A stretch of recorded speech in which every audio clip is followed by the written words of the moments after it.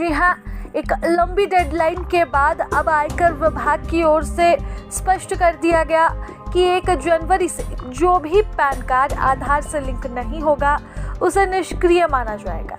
आयकर विभाग ने इसकी जानकारी पहले ही दे दी थी। इस चेतावनी के मुताबिक आज यानी कि 1 जनवरी से आधार से लिंक नहीं होने वाला पैन कार्ड निष्क्रिय माना जाएगा। इसका सीधा असर देश के उन लाखों करदाताओं पर पड़ेगा जिन्होंने अब तक अपने पैन को आधार से लिंक नहीं कराया है। निष्क्रिय होने के बाद पैन कार्ड का उपयोग किसी भी तरह के वित्तीय या सरकारी कार्यों में नहीं किया जा सकेगा।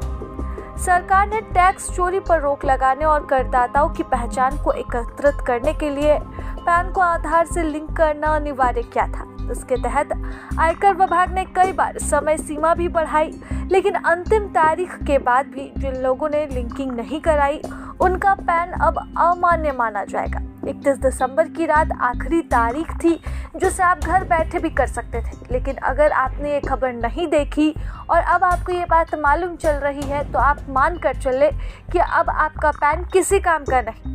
अगर आपका पैन आधार से लिंक नहीं है तो आप इनकम टैक्स रिटर्न नहीं दाखिल कर पाएंगे। बैंक से जुड़ा कोई भी बड़ा लेन देन, नया बैंक खाता खोलना, लोन लेना, क्रेडिट कार्ड बनवाना, म्यूचुअल फंड या फिर शेयर बाजार में निवेश करना, आपके लिए तमाम तरह की चीज़ें अब मुश्किल हो जाएगी। इसके अलावा TDS और TCS की दरें सामान्य से अधिक कटेगी, जिससे आपकी जेब पर भी सीधा असर पड़ेगा।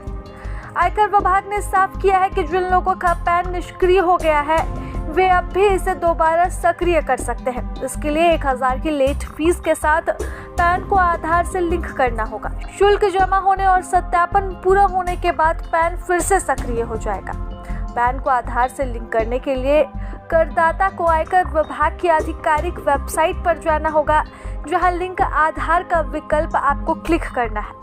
पैन और आधार नंबर दर्ज करना है, जिसके बाद जुर्माने का भुगतान कर OTP के जरिए आपको सत्यापन मिल जाएगा।